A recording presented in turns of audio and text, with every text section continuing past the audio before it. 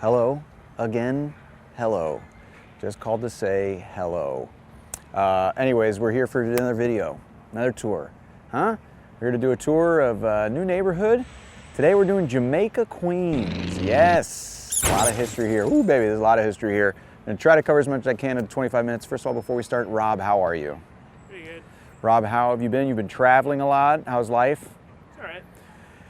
A man, a few words. Okay. Well, guys, before we start, check out the Patreon. That's how I fund these things. You know, some extras on there. You know, like and subscribe. You know the whole bit. Big help. New world we're living in. We've got a lot of history to cover, man.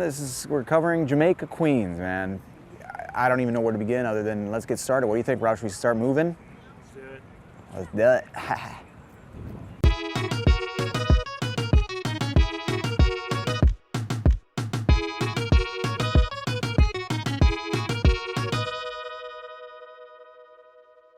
All right, so let's start at the beginning, guys.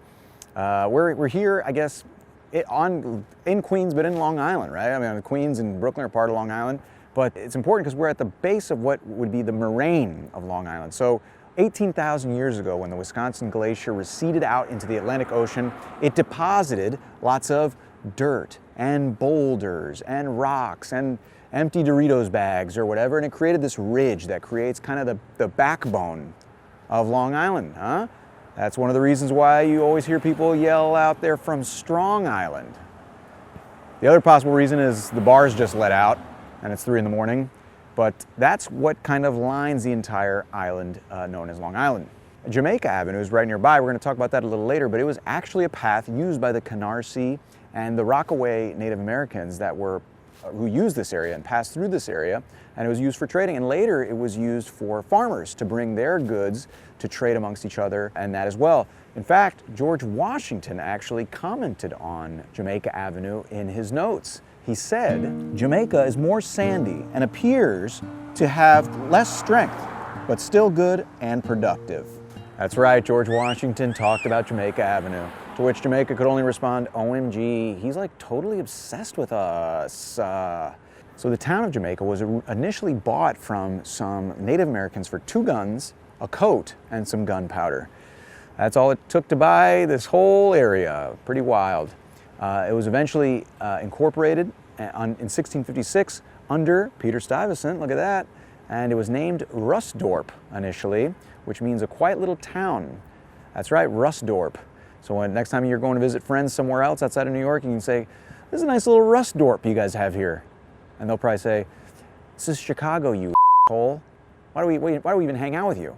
Now, to the west of Jamaica was an area known as Beaver Pond. It was this massive body of water that stretched down to what is today Baisley Pond and Baisley Pond Park, and eventually emptied out into Jamaica Bay. So it was pretty large. This eventually was drained in the early 1900s, but this formed the western boundary of Jamaica. Pretty cool, huh? Beaver Pond. There were beavers all over the place. That's why it was called Beaver Pond, which I think is the name of a strip club in the Adirondacks. Sorry, that's a little bit, yeah. In 1664, the British took over and they took this land and renamed it Yemeka, which was beaver or place of the beavers. Its name, Yemeka, eventually became Jamaica. Look at that, huh? Wow, that was also the name that the natives had used for it, so they just kind of tacked it on. Look at that. Now, one of the oldest things in the neighborhood is just near here, and it is Prospect Cemetery. Prospect Cemetery dates back to 1668, which is insane. There's actually Revolutionary War soldiers buried there. It's part of the CUNY campus now, so we can't get in, but you know, if you want to go jump over there and sneak in, you can. You know, creep out all the students. It was actually incorporated in 1879. It was like this under the radar kind of, you know, burial place for a bit, but it's still there, and it's home to lots of famous New York families. People like the Van Wicks, the Nostrans, the Lefferts. These are all names that nobody gives a crap about outside of New York. You know, people like Dr. Zizmore, or me, you know. Who cares about you here? Thanks, Rob. Thanks for clearing that up. All right, that's Prospect Cemetery. And, you know, so we went through the Native American history, the Dutch history, we went through the American history. We're going to focus a little bit more on that here at our next stop. What do you think, Rob? Should we go there? All right. Yeah, real funny guy.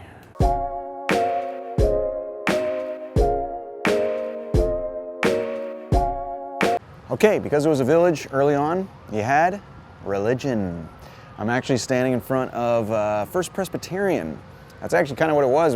This is the oldest Presbyterian, continuously run Presbyterian congregation in the United States, and the oldest, one of the oldest churches in Long Island. Pretty wild. 1662 it dates back to. Not the building, relax. This building's from 1813, but it's a pretty important church here in the neighborhood. A lot of different churches around here. In fact, this was branched off. It was actually part of 3 churches that were broken up by this man named Lord Cornbury. Lord Cornbury booted the Presbyterians out of the church, and just so you know, Lord Cornbury was a very controversial figure. He was the governor of the New York, the colony of the British. Now, before it was an American city, he was a gambler. He had a pleasure house on Governor's Island. He was this real, freak. And one of the big things they said about him was that he was a cross-dresser, and he used to jump out of bushes and scare people. I guess, it's going to take more than that to scare a New Yorker these days. I think, a cross-dresser jumping out of a bush. But they say also, by the way, that's I think what people in the South think happens in New York today. The governor just jumps out cross-dressing to scare you. Interesting fact, he was booted out of office eventually, and there's actually pictures of him, they say him cross-dressing. Since then, some scholarship has shown that they might have made all that up just to get him out of office, which is pretty wild. Because you work so hard to climb up the Lord corporate ladder, and then just to be remembered by history as a cross-dressing prankster. So, what can you do? But he booted them out of that church. They eventually sued and got back in the 1720s, but very old church here in the neighborhood. And look, I'm not going to badmouth Lord Cornbury too much. The guy did establish postal roads in New York in 1704. So he did something other than pop out of bushes and scare people wearing wigs. And nearby you have St. Monica's Catholic Church, which was organized in 1838. The building dates back to 1856.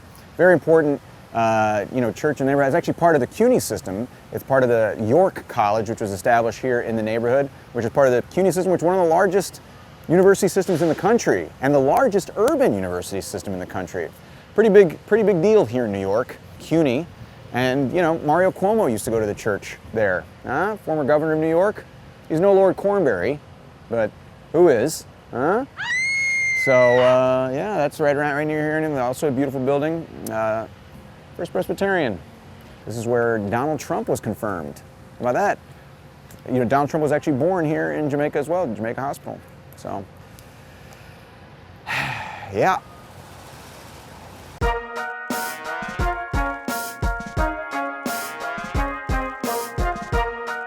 Okay, so now I'm in Rufus King Park. It's an 11.5 acres, very pretty. Nice little day. All squirrels and stuff running around. But it's named after a man named Rufus King. This is the Rufus King Manor. So this was built in 1750. This man named Rufus King bought it in 1805. Now this is one of the founding fathers of the United States, one of the first 2 senators from New York, and importantly, he was actually one of the first outspoken critics within the government of slavery, because he didn't believe that human beings should be property. What a saint.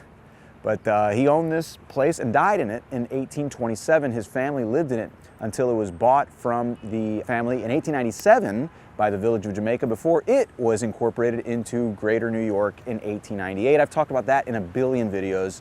The consolidation of New York, you guys knew about that, obviously. This was actually home to, like I said, Rufus King, who served as a senator. He served as a founding father. It was the Constitutional Convention. He was originally in Massachusetts until Alexander Hamilton convinced him to come to New York. His son, John Alsop King, served as governor. He also served in Congress of New York. What underachievers. It was actually renovated in 1900, served as like a clubhouse, all those things. Today it's a nice little museum. So yeah, the Rufus King house. By the way, one of Rufus King's descendants is David Crosby. Do you know David Crosby, Rob? Sure do. He's the guy from the Byrds. They sing that song. Hey, Mr. Tambourine Man, play a song for me. I'm not sleeping and there is no place I'm going. Sorry, YouTube, I know I'm going to get copyright stricken. That's so accurate. But he was also in Crosby, Stills, and Nash. You know them, right? Oh, yeah. They're the ones who sing, when you see the Southern Cross for the first time, you understand now why you came this way. You know that one? and the Southern Cross. Dun, dun, dun, dun, dun, dun, dun, dun, dun, dun. But I'm rambling. Really cool, Rufus King Manor. You should check it out when you're here. Rufus King Park, right on Jamaica Ave, baby. Let's keep it moving. What do you think, Rob? Should we go? Let's do it. Let's go.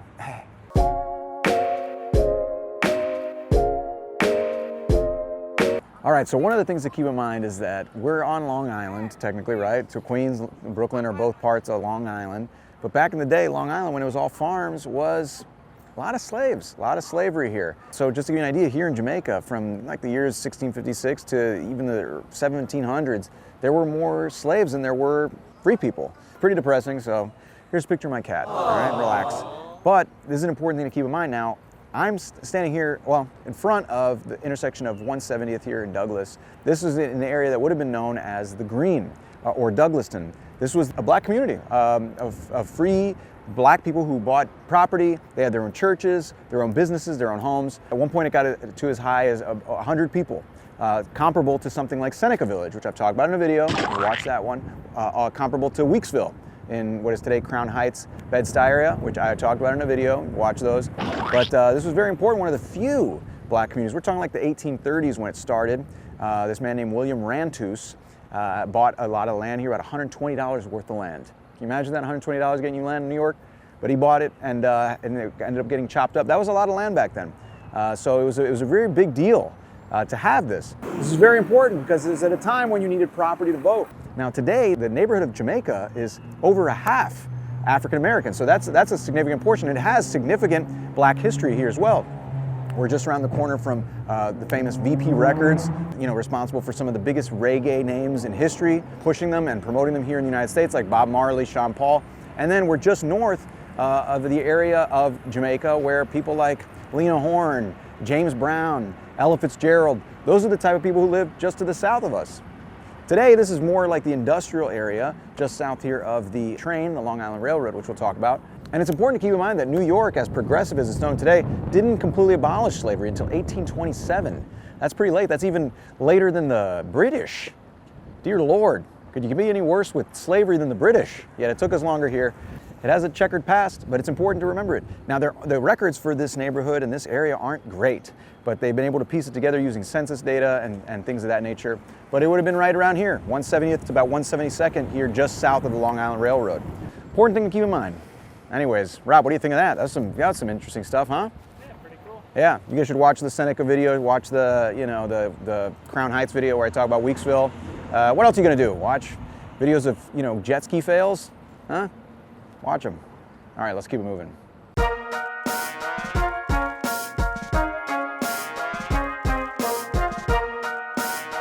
Okay, so now I'm standing in front of one of the big reasons why this area developed at all. This is the Long Island Railroad, Jamaica Station, one of the main hubs of the Long Island Railroad. I don't know if you guys knew this, but the Long Island Railroad is actually one of the oldest continuously used railroad name in the United States. It actually dates back to 1832. It was the Brooklyn-Jamaica Rail, which went from the East River all the way into Jamaica. This was the terminus. It eventually changed into the Long Island Railroad in 1834, and it was actually conceived as a train that was going to take you all the way out to Greenport in Long Island with the intent of changing the port of New York, basically undercutting the port of New York. They were going to use the bad currents and tides through the Long Island Sound and in the East River to basically say, hey, you can just drop your stuff off at the end of Long Island. It started running in 1844, but by then the currents and all that stuff had been changed and it was a total flop. But Long Island Railroad continued. Now, you may recognize this from the air train. Since 2003, there's been a train that takes you from here all the way to JFK Airport, which used to be Idlewild Airport, which used to be, by the way, they named it after JFK, who was assassinated in 1963 by the CIA. That's right, open your third eye. Wake up, sheeple. But anyways, I don't know what the hell. You can watch other YouTubes about that, that's for sure. It was named after JFK shortly after he died, but it was Idlewild before that because Idlewild was one of the towns of Greater Jamaica, as are many towns. Hollis Hills, Jamaica Estates, there's a bunch of them that are kind of considered part of Jamaica, but we're talking about just Jamaica. Anyways, now Long Island Railroad is the busiest commuter rail in the country, by the way, with over 350,000 daily riders over 11 branches. That's a big deal. It's the way commuting should be. It would be nice. We're a little more like Europe in that regard and have to drive everywhere. But, you know, New York, Long Island Railroad has that luxury, unlike a lot of parts in the country that do not. Mostly because of the car industry lobbying against these kinds of things. Open your eyes, sheeple. It was eventually bought up by the Pennsylvania Railroad when it was having financial troubles, and then from the Pennsylvania Railroad was acquired in the 1960s by the MTA. Remember, Pennsylvania Railroad went under as well. That's why Penn Station, the original one, was demolished in 1963, and then almost demolished a lot of Grand Central, and that's where landmark status came because the city saved it, and then it got taken to court. It went to the Supreme Court, but I digress. I have a video about Penn Station, actually. You can watch that. A lot of history. Like I said, the Long Island Railroad was basically hatched around the time the oldest railroad in the United States, which is the B&O, the Baltimore and Ohio Railroad. I'm sure you knew that. You might recognize B&O from Monopoly. Huh? You recognize that, Rob? Yeah. You know that Monopoly, all the streets and stuff are from Atlantic City? Did you know that? Yeah. Oh, you did? Oh, okay. I'm sure you were thinking, well, how come there isn't a community chest where I see a German tourist passed out in a parking garage?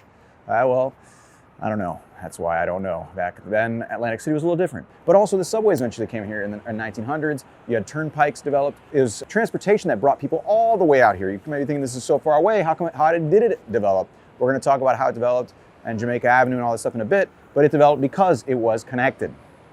Wow. Trains. Wow.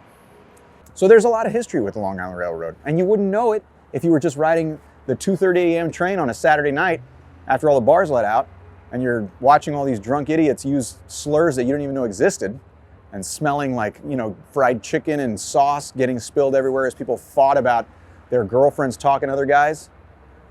Sorry, I've had to ride that train, unfortunately, against my will, and it's not a fun thing, so be careful. All right, Long Island Railroad, very important. Transit, very important. Jamaica, very important. Let's keep it moving.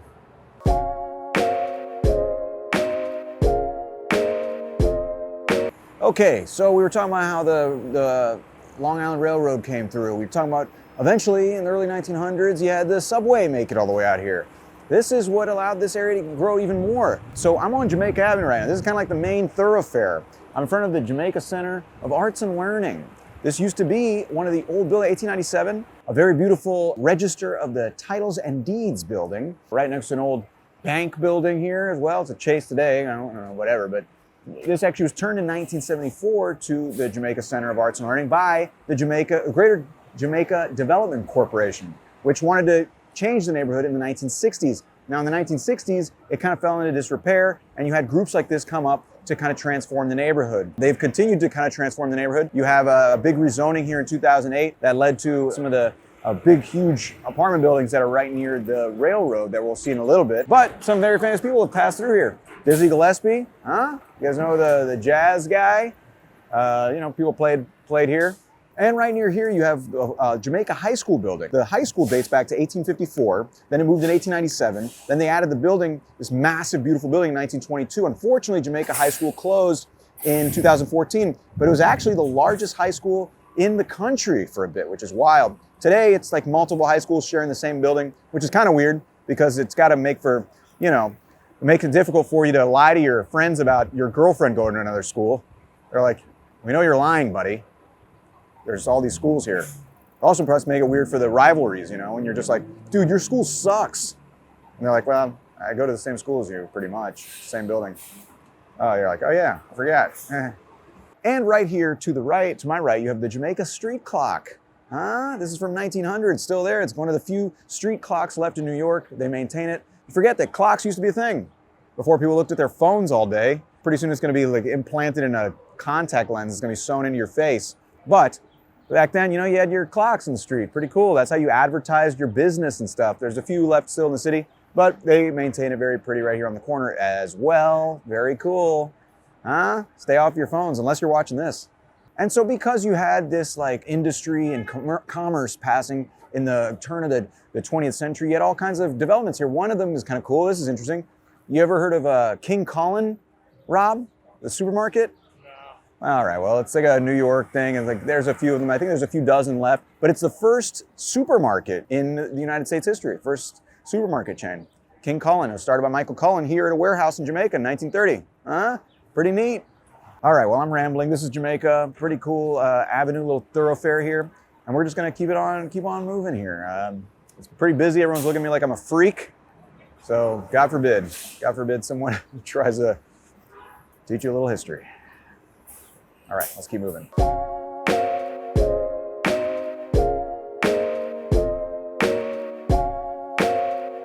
All right, so between the years 1980 and 2014, the population of Jamaica tripled. And a lot of that growth was Asians. Particularly, actually, a big group is the Bangladeshi. I'm actually sitting here near the corner of 169th and Hillside, where there's a sign that was put there in February 2022 that says Little Bangladesh. It's because we're in Little Bangladesh. Pretty cool, huh? This is one of the fastest growing groups in the neighborhood. The population grew 600% of the Bangladeshis from 2000 to 2010, and it's continuing to grow. Obviously, there's other nationalities here in Jamaica, but that is one of the biggest. Now, some of you guys might be thinking, when did they start coming? Well, Bangladesh wasn't created until 1971. It was kind of just East Pakistan, sorry. Gotta pronounce it correctly. But it was actually a independence movement that started in 1971, and it became its own country. And in the decades after that, the immigration started to pick up, and it started to come here. Other neighborhoods in New York have Bangladeshis, like Jackson Heights, for example, Kensington, but this is one of the principal ones. 65% of Bangladeshis in New York live in Queens, and a lot of them live here. Now, just so you know, the history of Bangladesh is insane. It's wild, the actual war that they went through with Pakistan. India got involved, total mess. You should look it up. It's actually really, really fascinating. But aside from that, February 21st, they celebrate Mother Tongue Day here, which, how you doing? This is my fault.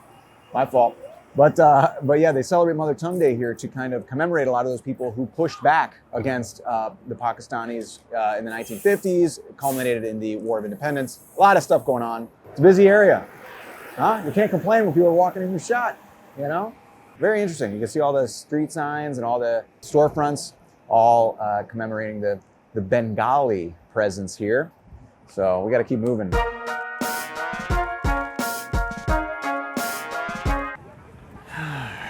We did it. Holy Lord, we crammed a lot of history. Look, remember, this is just one part of Jamaica. Greater Jamaica includes other towns. We covered as much as we could, and still a lot left. So maybe there'll be another video, okay? We covered the initial towns. We even talked with the Native Americans. We covered the slavery. We covered Rufus King. We covered the Little Bangladesh. We covered the African American community in the Green. We covered the Long Island Railroad. There's too much. Guys, if you enjoyed it, like and subscribe, guys, if you liked it. Hey, check out the Patreon. It's a big help. You know, that's it's how we do things here. But Rob, what about you? Listen to me ramble, huh? Look at like a little schoolboy. Did you enjoy yourself? Did you learn something? Yeah. All that work and that underwhelming response. Unbelievable. Well, it's time to call it. Gonna head out of here. Thank you guys so much for making it this far. Pretty cool, man. You guys made it through the whole thing. You learned something, hopefully. I'm gonna go get on the train home. It's getting dark soon. It's starting to get chilly. All right, see y'all. That's it.